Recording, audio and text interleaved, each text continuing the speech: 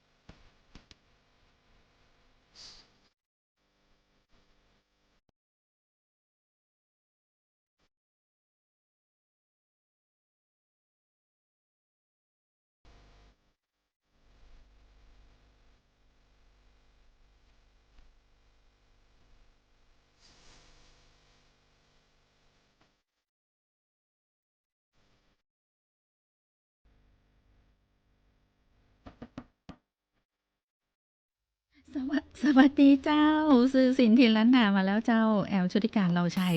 รายงานตัวบ่าย2 โมงถึง 3 โมงสวทลำปาง FM 97 เมกะเฮิรตซ์เจ้า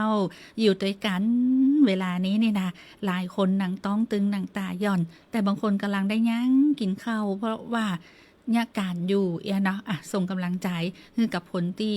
สู้การสู้งานสู้ชีวิตคู่คนเนาะเป็นบอกว่าบ่มีความจนในหมู่คนที่ขยันอันนี้ถ้าอย่าแต้นะ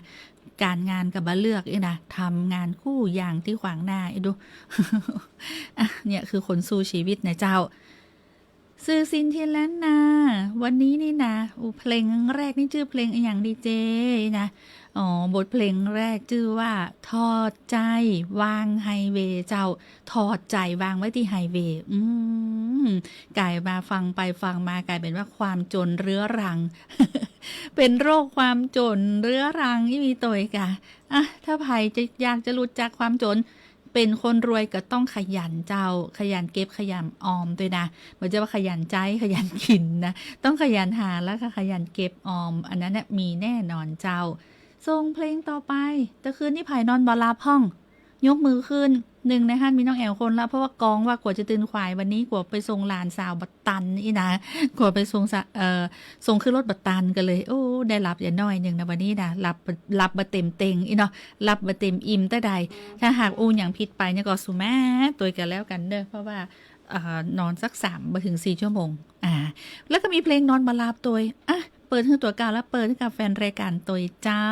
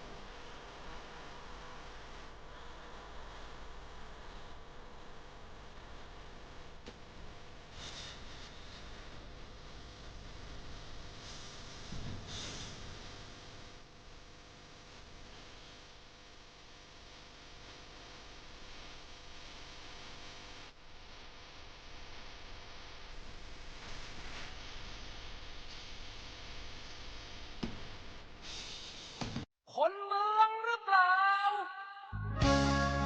ถ้าเป็นคนเมืองแล้วบ่อู้กับเมืองแล้วจะฮื้อไผมาอู้ สื่อสินทินล้านนาสัพเพเหระม่วนงานสันเล่ากับแอวชุติการเหล่าชัย สวทลำปาง FM 97เมกะเฮิรตซ์054 224 556คนเมืองหรือเปล่า จวนคุณผู้ฟังแฟนรายการแอลเจ้าเนาะช่วงนี้นี่นะถ้าไผบอกว่าโอ้ใครแอลเนาะอีนะไปงานนี้เลยทททเจ้าเป็นจวนแอลงานมหกรรมเสน่ห์ไทย5ภูมิภาคพอคอนเสิร์ตจากศิลปินนักขนาดเลยนะมหกรรมนี้นะเจ้าเป็นบอกว่าทางทททเนี่ยเป็นจัดงานเนาะเป็นถือว่าเป็นงานเทศกาลใหญ่แห่งปีเลยนะเป็นงานแสงสีเสียงจัดเต็มแล้วก็ม่วนกับอย่างก็ฟรีคอนเสิร์ตจากศิลปินหลายสไตล์ด้วยนะพร้อมกับเมนูเด็ดๆงานอาร์ตดนอินะเจ้าพอการพอก็ได้ชอบก็ได้มิ้นนักขนาดเลยนะเจ้า 5ภูมิภาคนี่จัดที่ไหนพ่องโอ้โหเจียงใหม่1ละชลบุรี2กาญจนบุรี3ขอนแก่น4 5นครศรีธรรมราชจัดใหญ่จัดเต็มเจ้าซึ่งตังทททจวนแอวงานมหกรรมเสน่ห์ไทย5ภูมิภาคพอคอนเสิร์ตจากศิลปิน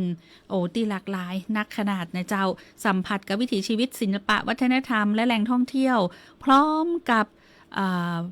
เป็นห้องว่ากิจกรรมสุดพิเศษอุ้ยเพียบเลยที่ม่วนงานกันนี่นะบอกว่าจะเป็นการแสดง 3D Mapping Live and Sound Street Art ตลาดวินเทจมาร์เก็ตนะเจ้าอาหารพรีเมียมจากโรงแรมจันนำและก็ร้านโลคอลสตรีทฟู้ดนะเจ้าแถมทั้งยังมีกิจกรรมต่างน้ำโตยนะเจ้าพบกับความสนุกที่จัดเต็มเป็นว่าอย่างเงี้ย5ภาคด้วยกันงานนี้นะฟรีเจ้าภาคกลางนี่มาในคอนเซปต์ที่ชื่อว่า The River of Time สายน้ำแห่งการเวลาเจ้าจัดไม่ใด22ถึง30กันยายนนี้ช่วง 6 โมงแรงถึง 5 ทุ่มที่บริเวณโรงงานกระดาษไทยกาญจนบุรีอำเภอเมืองและกับพื้นที่ใกล้เคียงจังหวัดกาญจนบุรีอันนี้คือภาคกลางนะเจ้าส่วนภาคตะวันออกบรรยากาศชิลๆในคอนเซปต์ชลบุรีเป็นห้อง International Music Festival in the Rain นะเจ้า20ถึง22กันยายน2567วันที่27ถึง29กันยายน5โมงถึง5ทุ่มเหมือนกันที่ชายหาดพัทยากลางชลบุรีเจ้าส่วนภาคใต้จวนไปสัมผัสเสน่ห์ไทยกับคอนเซปต์ที่ชื่อว่ามหกรรมเสน่ห์ไทยแอดนครศรีธรรมราชเป็นห้องว่า Charming นะชามิ่งขนอมนายเจ้า14 15 22กันยายน2567เวลา4โมงถึง4ทุ่มเกิงตีหาดนาด่านอำเภอขนอมนายเจ้าส่วนภาคเหนือที่ไหนชิคกับคอนเซปต์ที่ว่าฮอปเชียงใหม่อาร์ตนะเจ้าand Music Festival 20ถึง29กันยายน2567 4โมงแรงถึง4ทุ่มจัดพร้อมกัน3เวทีนะเวทีแรกเป็นเวที Main Stage ที่ลานประตูต้าแปเวทีที่2 Classic Stage นี่ที่ลานอนุสาวรีย์3กษัตริย์ส่วนเวทีที่3 Hopping Stage ที่ห้างเมย่านะเจ้ามีลานข้างโรงแรมดุสิตD2 เชียงใหม่ในบาซ่าตุยเนาะส่วนภาคตะวันออกเฉียงเหนือเสน่ห์อีสานม่วนซื่นที่ขอนแก่นนะเจ้างานนี้ม่วนคักม่วนหลาย25ถึง29นะภาคตะวันออกเฉียงเหนือเวลาบ่าย2ถึง4ทุ่มที่ลานบคส3จังหวัดขอนแก่นกิจกรรมดีๆนี่อยากจะชวนกู้คนนี่นะไปรับความสุขเนาะเป็นบอกว่าเสน่ห์ไทยในแต่ละจังหวัดเจ้าสอบถามข้อมูลเพิ่มเติมได้ที่1672มหกรรมเสน่ห์ไทยสุขทันทีที่เที่ยวไทย Amazing Thailand เป็นว่าจะอีนะเจ้าก็เลยบอกเจ้าในช่วงของสื่อสินถิ่นล้านนานะจวนแอลเนาะจวนแอลทักทายคุณผู้ฟังแฟนรายการที่เข้ามาแล้วคุณบุญมากมะลิสวัสดีเจ้าแต่คืนแม่ก็นอนบัลลับมันเลยเลข7แล้วเนาะโอ้สุดยอดเจ้าขนาดมาถึงเลข6มาถึงเลข5ยังนอนบ่หลับเจ้าแม่บ่เป็นอย่างเป็นเรื่องปกตินอนบ่หลับนี่เป็นเรื่องปกตินะพี่เจ๊กธนิชาบอกว่าน้ำพริกผักนึงน้ำพริกผักนึงไว้แมลงแสดงว่าประเด็นนี้กำลังจะออกไปแอวเนาะ อยากกินไว้แมลงเรียบร้อยนะพี่เช็คนะเจ้าคุณแม่บุญมากบอกว่าขอเพลงเด็กเด็กน้อยเจ้าเดี๋ยวก่อนเดี๋ยวน้อยแอลซอก่อนถ้าบ่มีก็จะส่งเพลงอื่นไปให้ฟังก่อนนะกู้บทเพลงที่คุณผู้ฟังขอมาเนี่ยบางทีเปิดได้พ่องบ่เปิดได้หลายเพราะว่าลิขสิทธิ์เป็นแฮงอย่างนี้เนาะเพราะถ้าเฮาไลฟ์สดถ้าเฮาเปิดไปเนี่ยนะก็จะโดนปิดเสียงอีนะก็ต้องพอก่อนเนาะถ้าเปิดได้น้องแอลเปิดแน่นอนเจ้ามหกรรมบ่ได้ลืมเด้อมหกรรมเที่ยวนี่นะ5ภูมิภาคนะเจ้าพบกับความสนุกม่วนงานแน่นอนเจ้านครศรีธรรมราชเชียงใหม่ชลบุรีกาญจนบุรีและก็ขอนแก่นบอกว่าฟรีพอฟรีทุกโชว์เจ้าซื้อสินทินล้านนาตะคืนก็นอนบ่หลับอีเนาะ เนี่ยจะได้เหียนะหลายคนว่าจะบ่เป็นหยัง ก็เดี๋ยวก็ตึงรับมาได้กับงีบงีบมาได้กับขาบเจ้าคุณผู้ฟังเจ้าขาบนี่คืออยู่ดึงๆเลยเนาะก็เหมือนกับพักไปในตัวนะเจ้าจ้างมันเตอเนาะจ้างมันเตอว่าเป็นหยังเหมือนเป็นเตือแต่ว่าถ้าเป็นตึงวันนี้ก็ต้องปรึกษาหมอนะไม่ได้กับบารับไม่ได้กับบารับนี่อาจจะต้องใจตัวช่วยอาจจะมียาเนาะที่คุณหมอเป็นสั่งจ่ายแต่คนที่ว่ารับห้องวันนี้รับวันพุกบ่รับวันทือรับวันอะไรอย่างเงี้ยเป็นเรื่องปกตินะบางคนบอกว่ามันเป็นอย่างหันสาวน้อยแล้วก็หายเลยอีโด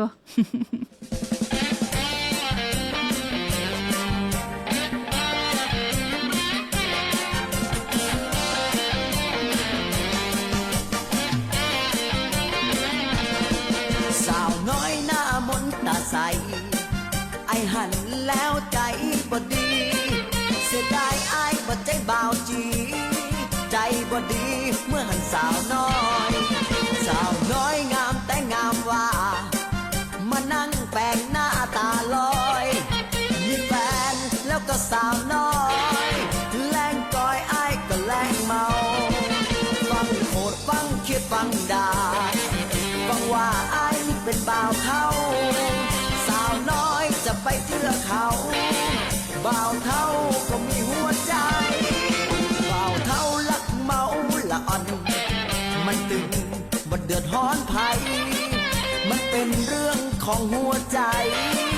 ไอ้ตึงฮักเมาสาวน้อย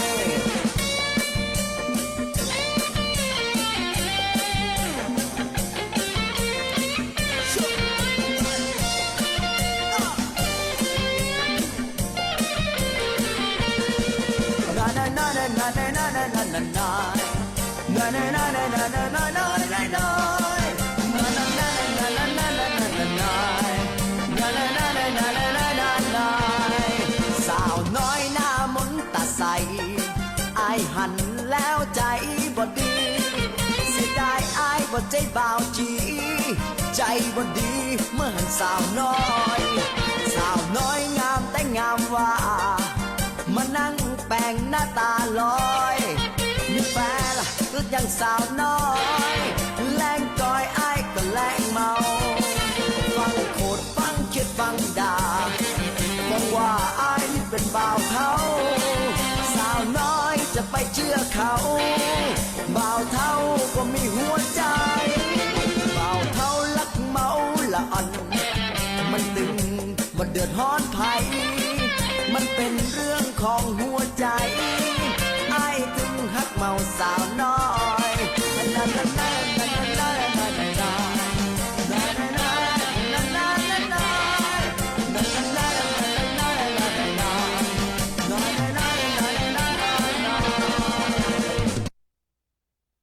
สาวน้อยนี่นะ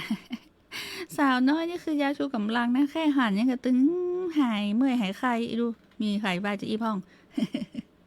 ขอบคุณแฟนรายการเจ้าแม่อยากให้รู้ว่าบัดเดียวนี้น้ำฝนฟ้ามันจะตกมาก่อนเป็นจะได้พ่องจ้าโอ้แม่ฟังกำมีข่าวเตือนภัยอีกอย่างก่อวันนี้เรื่องของพายุยางนี้เป็นจะได้พ่องอีนะเดี๋ยวน้องแอลจะขออนุญาต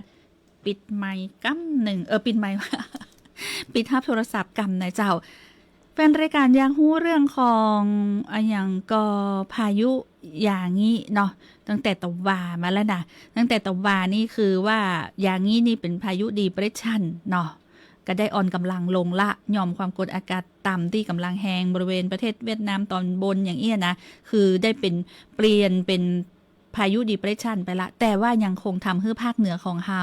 ภาคตะวันออกเฉียงเหนือตอนบนยังคงมีฝนตกหนักมากนะเจ้าแล้วก็มีลมกระโชกแรงตุยซึ่งตั้งแต่ตะวามานะเจ้าตั้งแต่แม่แรงตะวามาละเรื่องของพายุนะเจ้าเรื่องของพายุเมื่อทุ่มตะวาเมื่อทุ่มของตะวาเนี่ยก็เลยเปลี่ยนนะจากพายุโซนร้อนที่กำลังแห้งก็เป็นพายุดีเปรสชันเมื่อช่วงทุ่มตะคืนเนาะทุ่มตะวาแม่แรงเนี่ยเนี่ยแล้วก็เลยเป็นที่มาที่ไปว่าหลายคนกังวลว่าแล้วก็พายุมันจะได้พ่องตอนนี้เปลี่ยนเป็นดีเปรสชันละนะเจ้าก็ได้อ่อนกำลังลงไปละเนาะ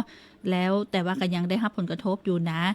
เรื่องของฝนฟ้าอากาศนี่ก็ต้องคอยติดตามจากอุตุนิยมวิทยาเนาะกรมอุตุนิยมวิทยาภัควรานฮับกดเลิศกดถูกใจมา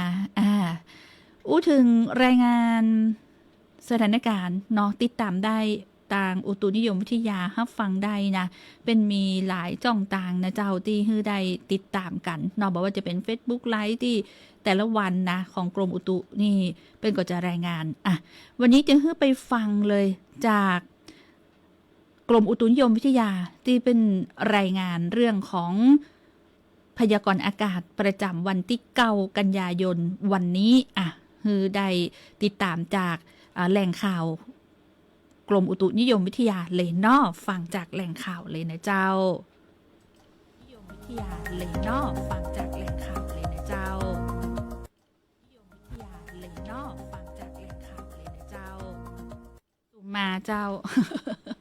สู่มาเตอร์นั่นพอฟังจากแหล่งข่าวเลยเจ้าแล้วตกเก่านี่นะไป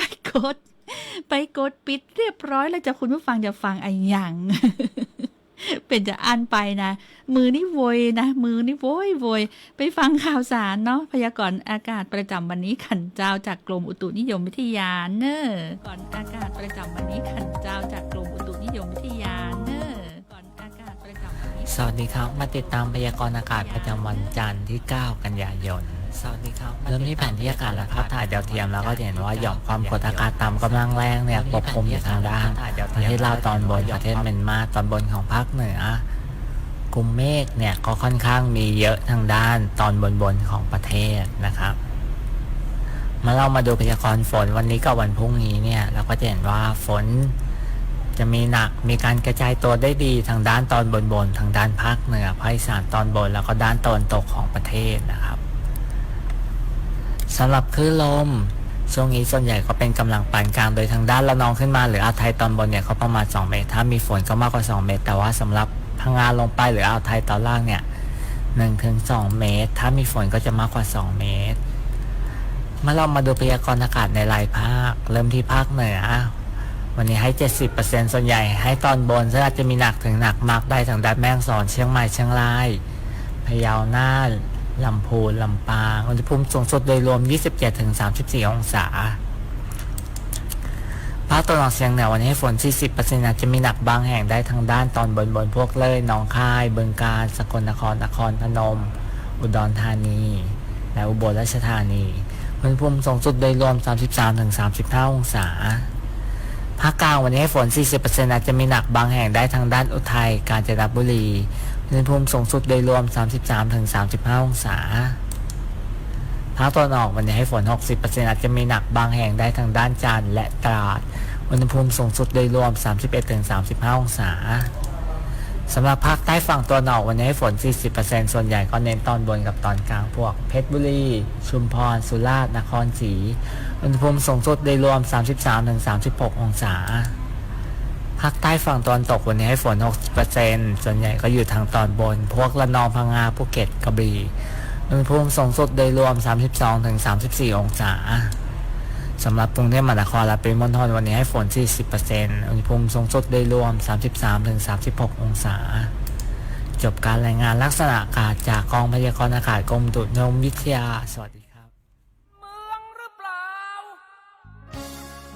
ถ้าเป็นคนเมืองแล้วบ่อู้กับเมืองแล้วจะฮื้อไผมาอู้ สื่อสินทินล้านนาสัพเพเหระม่วนงานสันเล่ากับแหวชุติการเหล่าชัย สวทลำปาง FM 97 เมกะเฮิรตซ์ 054-224-556คนเมืองหรือเปล่าใจ ช่วงข่าวสารชลประทาน มาติดตามสถานการณ์น้ำตาในพื้นที่จังหวัดลำปางของเฮาเจ้าโครงการชลประทานลำปางรายงานสถานการณ์น้ำในอ่างเก็บน้ำขนาดใหญ่ขนาดกลางขนาดน้อยและกับพื้นที่การเพาะปลูกประจำวันที่9 กันยายน 2567 วันนี้เจ้าสถานการณ์น้ำในเขตจังหวัดลำปางอ่างเก็บน้ำขนาดใหญ่ขนาดกลางขนาดน้อย87 แห่งทั้งหมดนี่นะคุณผู้ฟังเจ้ามีความจุของน้ำรวมกันทั้งหมดนะคิดเป็นร้อยละ 66.55 ของความจุอ่างเก็บน้ำรวมกันทั้งหมดแล้วก็น้ำที่นำมาใช้การได้เนี่ยคิดเป็นร้อยละ 60.57 ของความจุรวมกันทั้งหมดเหมือนกันถ้าจะแยกเป็นเขื่อนกิวลมเนี่ยเขื่อนกิวลมเนาะปริมาณน้ำที่นำมาใช้การได้50ร้อยละ 49.17 นะเจ้าส่วนเขื่อนกิวคลองหมาน้ำที่นำมาใช้การได้คิดเป็นร้อยละ 71.98 นะเจ้าส่วนปริมาณน้ำในอ่างเก็บน้ำขนาดกลาง31แห่งปริมาณน้ำที่นำมาใช้การได้อยู่ที่ร้อยละ 55.74 ส่วนปริมาณน้ำในอ่างเก็บน้ำขนาดน้อยพระราชดำริ54แห่งน้ำที่นำมาใช้การได้คิดเป็นร้อยละ 63.62 เจ้าส่วนผลการเพาะปลูกข้าวนาปี 2567 ในเขตพื้นที่ชลประทานต่างๆของจังหวัดลำปางทั้ง3โครงการบอกว่าจะเป็นโครงการชลประทานลำปางโครงการทรงน้ำและบำรุงรักษาแม่วังโครงการทรงน้ำและบำรุงรักษากิวลมกิวคอหมาพื้นที่รวมทั้งหมด 229,876 ไร่ผลการเพาะปลูกอยู่ที่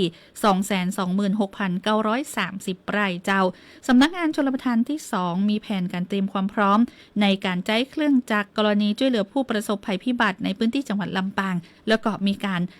เตรียมความพร้อมแล้วก็ติดตามวิเคราะห์แนวโน้มสถานการณ์สั่งการโดยศูนย์ปฏิบัติการน้ำอัจฉริยะเจ้าสายด่วนเรื่องน้ำนี่นะ1460จดใส่ปากกตินไว้ตัวนะเจ้าจดใส่ปากกตินของคุณผู้ฟังไว้ตัวแฮมเบอร์หนึ่งเนาะสายด่วนเรื่องน้ำเจ้าโดยเฉพาะคนที่อยู่ในเขตพื้นที่ชลประทานลำปางเจ้า ติดตามข่าวสารชลประทานได้ใหม่ทางสถานีวิทยุกระจายเสียงแห่งประเทศไทยจังหวัดลำปาง FM 97 MHz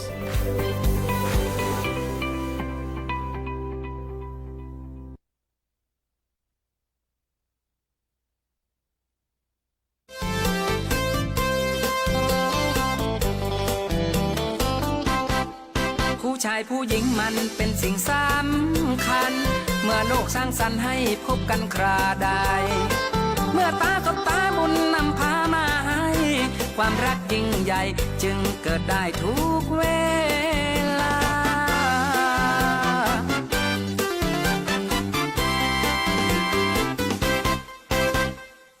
น้องบิ๊กครับผมติปี้มาอู้น้องบิ๊กวันนี้นะก็อย่างที่เขาอู้กันไว้แหละเนาะครับปีนี่ก็ฮักน้องบิ๊กมาเมินน่ะพี่ตัวคนเดียวผัวพี่ตายไป3-4 ปีทรัพย์สินเงินทองพี่เต็มจองห้องหอกิจการพี่ก็มีหลายอย่าง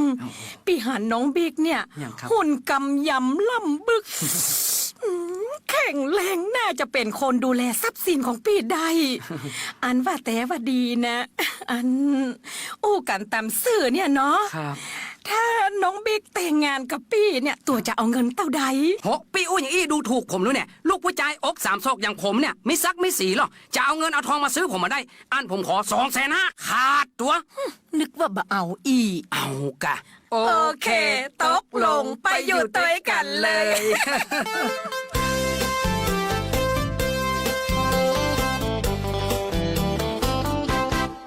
เนื้อคู่กันแล้วคงบอกแคล้วจากกันบุพเพสร้างสรรค์ตึงบ่พันเปลี่ยนไปยิ่งมีเงินทองนำมากองวางให้ใครเล่าใครจะอดใจไว้ให้อยู่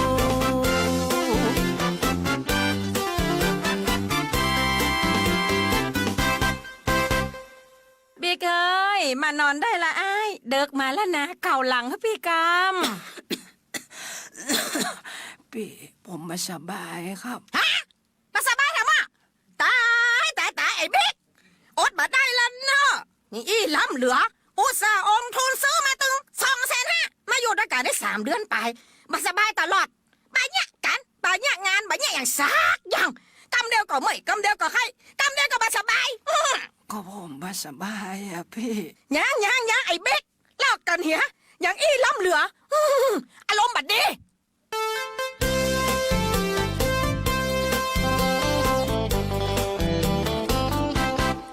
เนื้อคู่ผิดแล้วคงบอกแล้วจากกันบุพเพบุพพันต้องแยกกันทันใดเคลียร์เงินเคลียร์ทองเคลียร์สิ่งของที่ให้ความรักยิ่งใหญ่ต้องจบไปพร้อมเลิกลา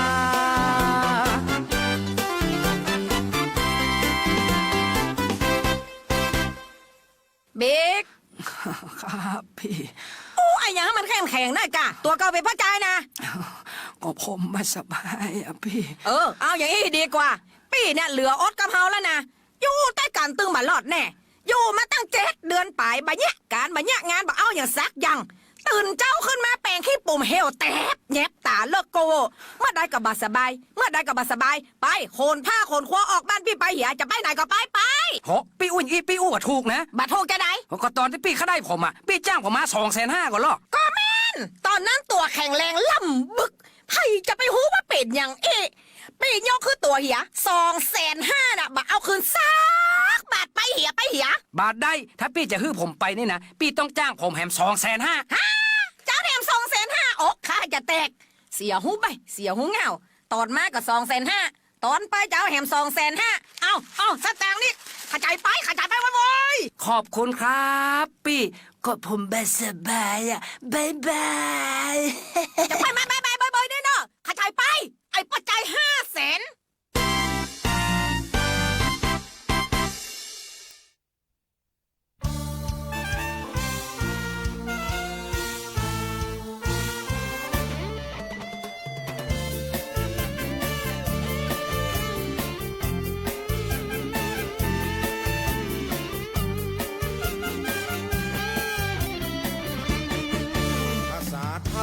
ฟังได้หูเรื่องภาษากำเมืองเอกลักษณ์ล้านนาตะก่อนผู้จาพาทีฟังกันดีๆเจื่อยแจวเจรจาปัดเดียวบ้านเมืองเจริญหนุ่มสาวเพลิดเพลินเล่นลิ้นภาษาอานิจาให้แขนเส้นไปเล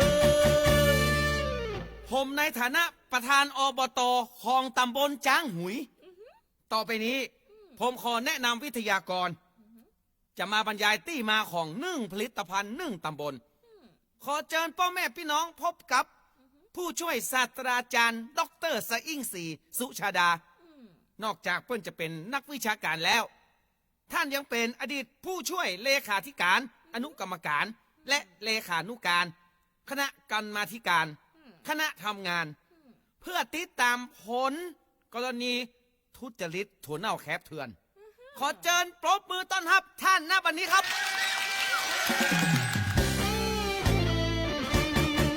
ภาษาไทยอู้ไปอย่างเก่าคนแก่คนเฒ่าเปิ้นอู้กันเปิดเผยเป็นปุ๊บเป็นเกิบเป็นแกบท้องสุกก็แก็บเกิบไม้ไผ่เกยคนบัดเดียวฟังแล้วงงจังเลยอู้กันบัดเกยหูเรื่องเลยเฮาฟังเข้าให้แคนเซิลไปเลยสวัสดีจ้าเดียนมีความยินดีที่ได้รับเกียรติมาเป็นวิทยากรในโครงการ1 ผลิตภัณฑ์1 ตำบลนะคะ ก่อนอื่นเราคงต้องมาบรีฟกันก่อนนะคะในเรื่อง Project ของตำบลของหมู่เฮาในเจ้า The first thing สิ่งแรกที่ต้องคำนึงถึงก็คือเรื่อง Product นะคะแต่สิ่งนี้เดียนไม่ค่อยวอรี่มีกังวลมากเท่าไหร่นักนะเจ้าเพื่อเป็นการกำจัดจุดอ่อนเราจึงต้องมาเสริมเรื่องของ Advertising ซึ่งมีความสำคัญมากค่ะเพราะว่าจาก Data ที่เราได้รับ Report มาจากการ Research พบว่า Product ของเราก็สามารถแชร์ Marketing ได้ในระดับหนึ่งอยู่แล้วแต่เราไม่สามารถที่จะคอนโทรลมันได้คงจะต้องเอา Product ที่มีอยู่ใน Market มา Compare กับ Product ของเราหลังจากที่ Compare แล้วนะคะก็คงจะต้องอาศัยพวกท่านทั้งหลายมาช่วยกันคอมเมนต์หรือเป็นที่เข้าใจกันง่ายๆนะคะว่าเป็นการ brainstorming นั่นเองนะคะดิฉันหวังว่านะคะoutput ที่เราได้ก็จะทำให้เรามองเห็นความ balance แล้วเราก็จะสามารถ control มันได้นะคะขอบคุณค่ะอันยังล่ำเหลือบัดเดียวเนี่ยฟังไหนป้อบัดได้ไหนโอ้เมืองศูนย์ไทยศูนย์ฝรั่งศูนย์อังกฤษก่อนจะนี่ล่ำเหลือแคนเชิญไปเลยอะภาษาไทยมีไว้ประจำชาติอย่าทำเก่งกาจลบหลู่ว่าเฉยบางพ้องเฮียนมาสูงภาษาไทยปะยุงปะเข้าท่าว่าเฉยภาษาอังกฤษพุทธปิดฟอไฟเข้าหูมาได้ฟังแล้วไหนจังเลยฟังแล้ว ซินไปเลย ต่อไปนี้จะเป็นการสาธิตของกินปื้นบ้าน แกงแคแกงแคนี่เอาผักมาใส่สูนกัน มีบัดทั่วมีเห็ดลมมีเห็ดขอนมีผักแคบมีผักแคแล้วไปเอากอกขะวะมาเอาผักเข้าใส่หั่นเอาน้ำเข้าใส่หั่นช่วยผักให้สะอาดแล้วไปเอาหม้อขลุมปุ่มมาตั้งหม้อขลุมปุ่มมันคืออะไรคะตั้งแต่เกิดมานะคะเดียนยังไม่เคยได้ยินคำนี้เลยคุณป้าช่วยอธิบายให้เดียนฟังอีกสักรอบได้ไหมคะอันแกงแคและหม้อขลุมปุ่มนี่มันเป็นหม้อแกงเต้าตีอูมันนี่บ่เข้าใจเลยกะค่ะอันยังก็บ่ฮู้เรื่องฮู้ราวก่อนจีนี่ล่ำเหลือก็แค้นชนไปเลยอันกะ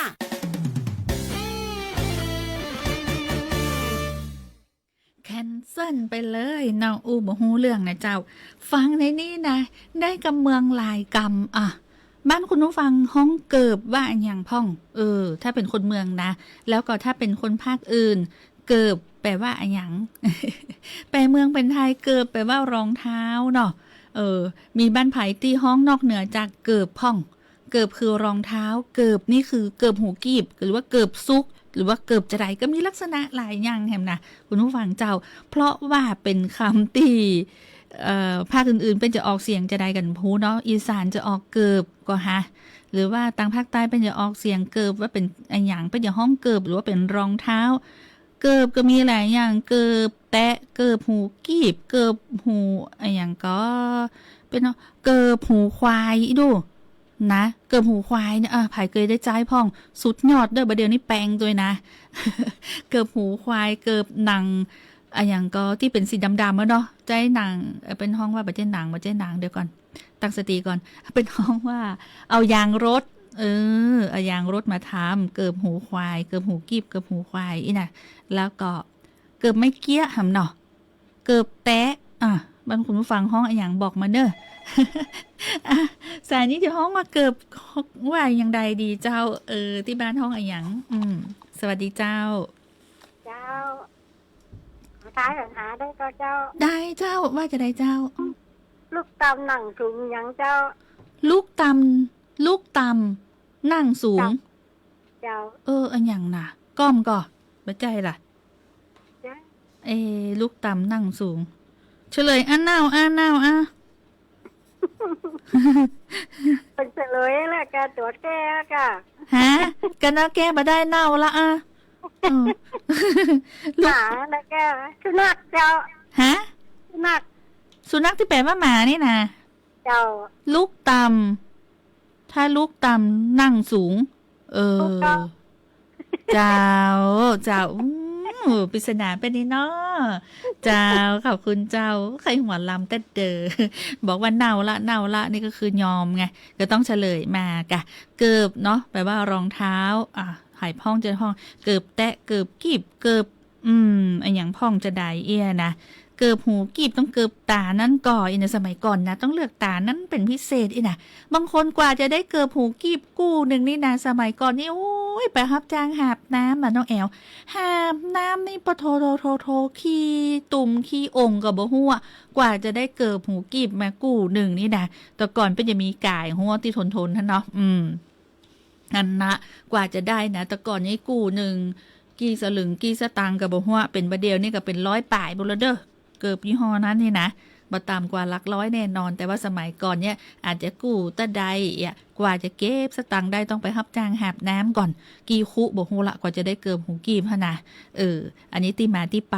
ภาษาบ้านเฮาเนาะเรื่องของเกิบนะแล้วมีอย่างกรรมก็ลืมไปละจดไว้ตะกี้ลืมไปละ ฟังเพลงไปตัวมีกรรมเมือง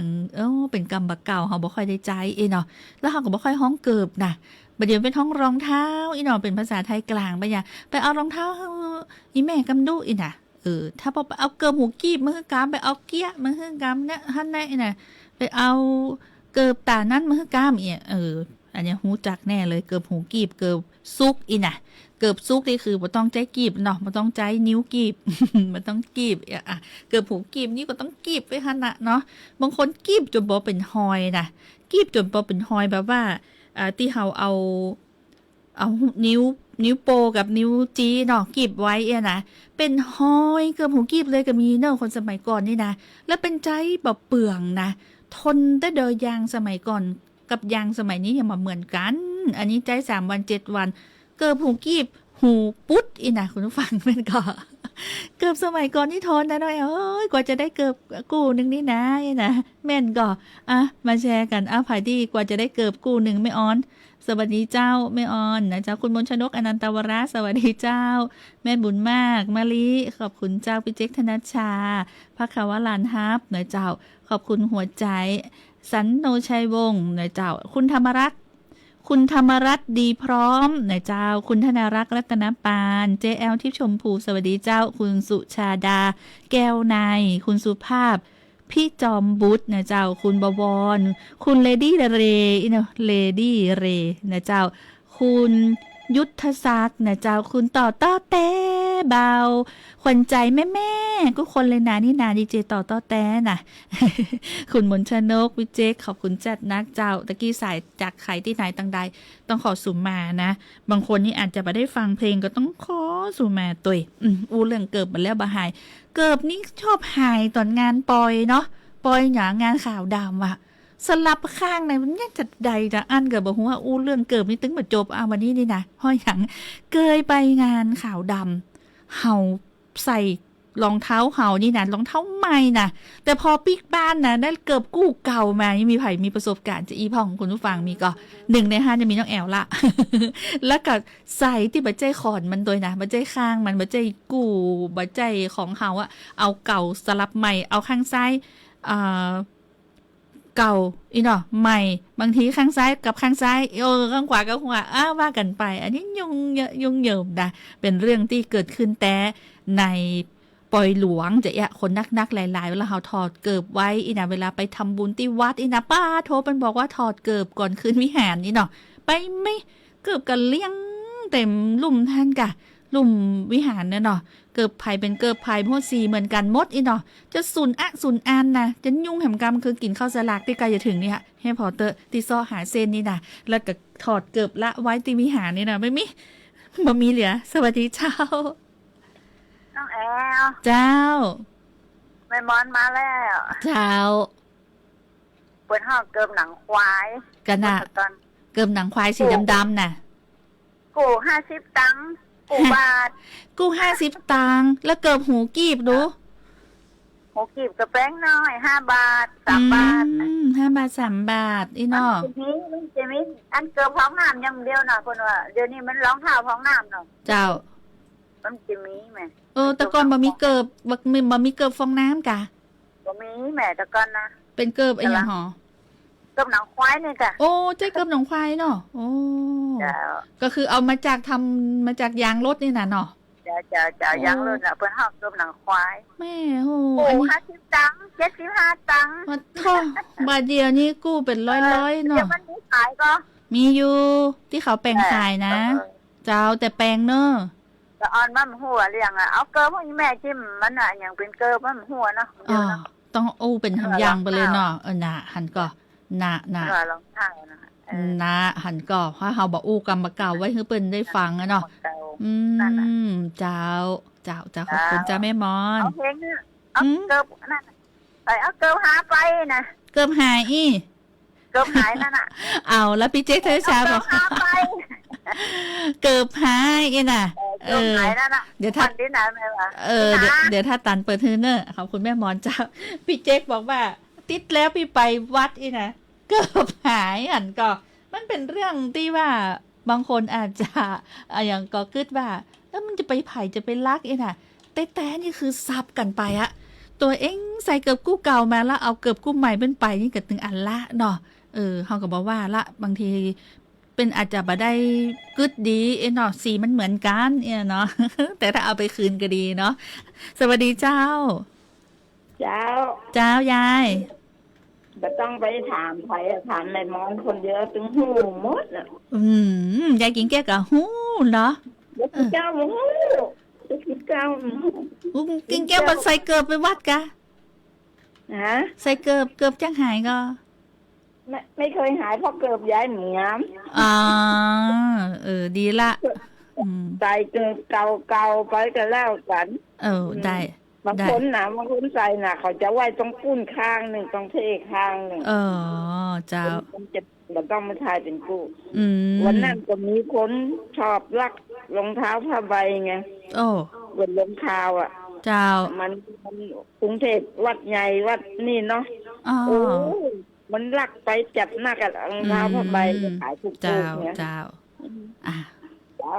จ้าบ่เป็นยังบ่ห่วงยากินแก้วละขอบคุณเจ้าเพราะว่ายากินแก้วไปใส่เกือบเก่าไปคะแนนจะไปเซาะเกือบใหม่เปิ้นมาใส่มาปิ๊กบ้างกันแล้วกันใส่เกือบเก่าไปกับใส่เกือบเก่าปิ๊กนะขอบคุณเจ้านักเจ้าซื้อสินทินล้านนาวันนี้นะอูถึงเนาะก่อนที่จะลาจากกันไปนะประเดี๋ยวนี้เรื่องของไลน์อย่างต่างๆโดยเฉพาะไลน์ OA หมอพร้อมนี่นะประเดี๋ยวนี้ดูเป็นพัฒนาบอกว่าจะเป็นฟิวเจอร์ฟังก์ชันอย่างต่างๆเนาะบริการในด้านสุขภาพดิจิทัลเต็มรูปแบบมีคนที่เข้าไปใจกว่า15 ล้านคนนะหมอพร้อมนี่นะเจ้าพอเตอร์ไผที่บอกมีแอปบ่ได้ดาวน์โหลดบ่ได้แล้วบ่เคยไปพออย่างต่างๆฟังก์ชันอย่างที่เป็นเพิ่มขึ้นมานี่คือไปพอเนอะมันเป็นประโยชน์นะบางอย่างนะเจ้าเป็นอาจจะแจ้งข่าวสารอย่างที่ท่านก็ลองคลิกเข้าไปพอตัวไผที่ดาวน์โหลดมาแล้วเนาะใจให้เป็นประโยชน์นะเจ้าแอปพลิเคชันหมอพร้อมเนาะ Line OA หมอพร้อมนะเจ้าวันนี้ต้องนำรายการจากลาด้วยบทเพลงเกือบหายนะเจ้าวันผู้เข้ามาปะกันเห็นไหมวันนี้โชคดีมีความสุขทุกคนสวัสดีเจ้าพายกับหูคนข้างมาเลยเนี่ยพายเอาเกิบผมไปขอมาคืนครับเนอะเกิบหายอุ้ยกูตะเตะมาใจกูเล่นนะสมาเด้อขออนุญาตหนึ่งกับเพลงจาก No Name Team ครับหายเต้นนะอันเนี้ยอุ้ย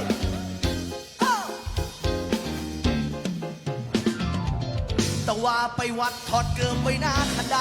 ตั้งใจไปฟังทุเจ้าเตะทำสักคำเวลามันก็ผ่านไปพอเตียวปิกมาละหากระโตกกระจายเอ้ามันเกิดขึ้นได้อย่างไรเนี่ยพายไปก็พายโมโหคนข้างเอ้าเกิดหายเอ้าหายลักหาไปกันนี่บดีใบบดีเงาเหลือไว้หือแห่คอนเดียวเกิดหายเอ้าแล้วเชื่อเยื่อใจเดียวเอาคืนมาเร็วๆกำเดียวแค่นั้นมันจะเป็นบาปเอามาคืนเป็นบาปเนอะ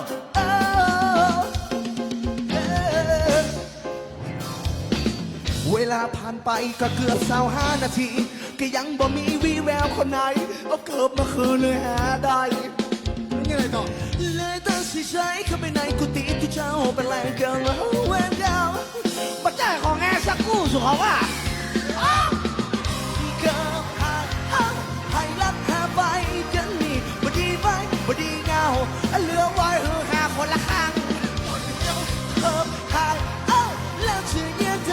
เจ้าเอาคืนมาเร็วๆคำเดียวคิงนั้นน่ะจะเป็นบาปเฮ้ยบาปนะ